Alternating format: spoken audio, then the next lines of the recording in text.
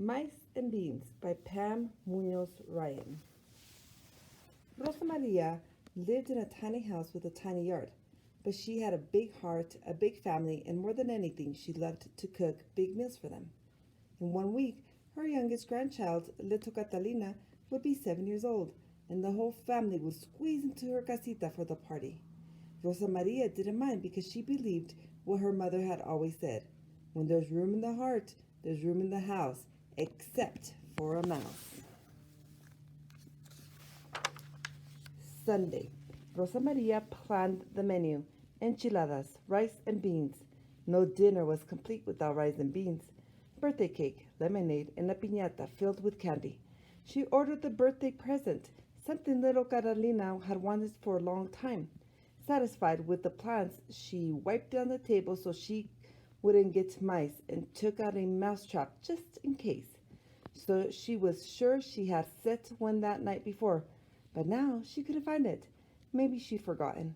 When it was set and ready to snap, she turned off the light and went to bed. Monday. Rosa Maria did the laundry. She washed and ironed her largest tablecloth and the 24 napkins that matched. But when she finished, she only counted 23. No importa, she said. It doesn't matter. So what if someone has a napkin that doesn't match? The important thing is that we all together. After dinner, she swept the floor and checked the mousetrap, but it was missing. Didn't I set one last night? She wondered. She hurried to the cupboard to fetch another, and when it was set and ready to snap, she turned off the light and went to bed. Tuesday, Rosa Maria walked to the market. She filled her big bolsa with tortillas, cheese, red sauce, white rice, pinto beans, and a bag of candy. She bought a piñata, and on her way home, she stopped at the pasteleria to order the cake. After dinner, she washed the dishes and checked the mousetrap, but it had vanished. Que boba soy, silly me, I must have forgotten again. She hurried to the cupboard to fetch another, and when it was set and ready to snap, she turned off the light and went to bed. Wednesday, Rosa Maria prepared the enchiladas. She dipped the tortilla in red sauce, filled them with cheese, and rolled them into fat little bundles. She noticed the piñata was missing a few feathers. No importa, she said. Those feathers won't make a difference to the children when the piñata is filled with candy. After dinner, she mopped up the sauce and checked the mousetrap, but it was gone again. I am so busy that I am forgetting to remember, she cried. She hurried to the cupboard to fetch another, and when it was set and ready to snap, she turned off the light and went to bed. Thursday, Rosa Maria simmered the beans. She searched for her favorite wooden spoon, the one she always used to cook frijoles, but she couldn't find it. No importa, she said.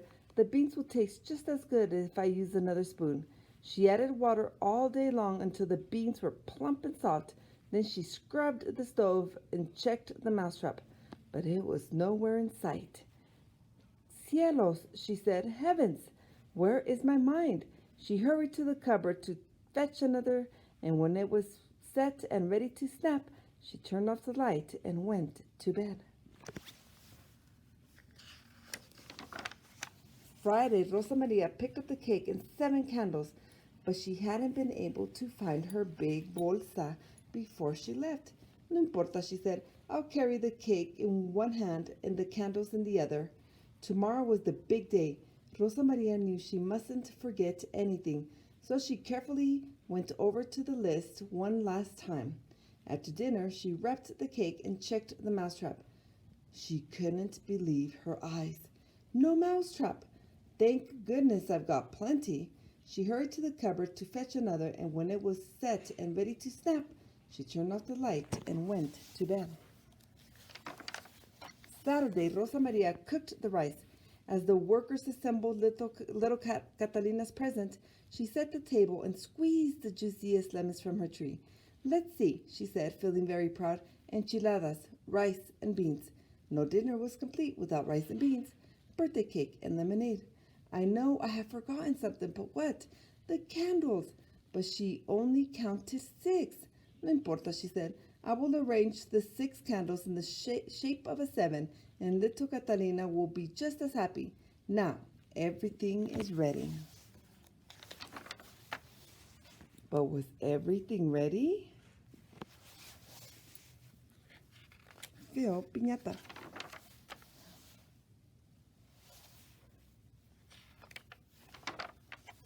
That afternoon, Rosa Maria's family filled her tiny casita. They ate the enchiladas and rice and beans. They drank the fresh squeezed lemonade, and they devoured the cake. Little Catalina loved her present, a swing set, and after every cousin had a turn, they chanted, La piñata, la piñata. They ran to the walnut tree and threw a rope over a high branch. Whack, whack!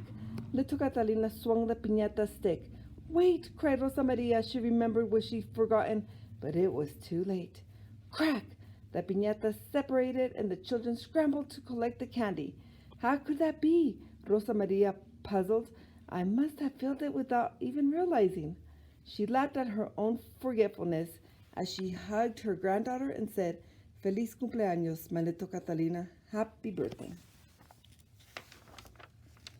After everyone had gone, Rosa Maria tidied her kitchen and thought contentedly about the fiesta.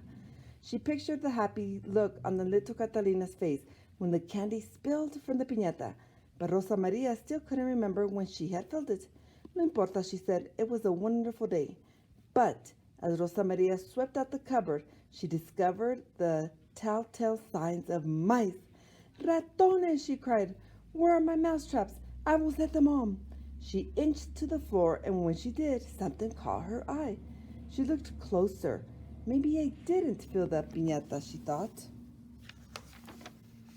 Was it possible? She asked, shaking her head. Could I have had help? Rosa Maria looked at the leftovers. Too much for one person. And what was it her mother had always said? When there's room in the heart, there's room in the house, even for a mouse. Fíjate, imagine that, she said. I remembered the words wrong all these years.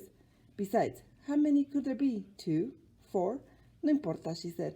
It doesn't matter. And if a few helpful mice live here too. Then she turned off the light and went to bed.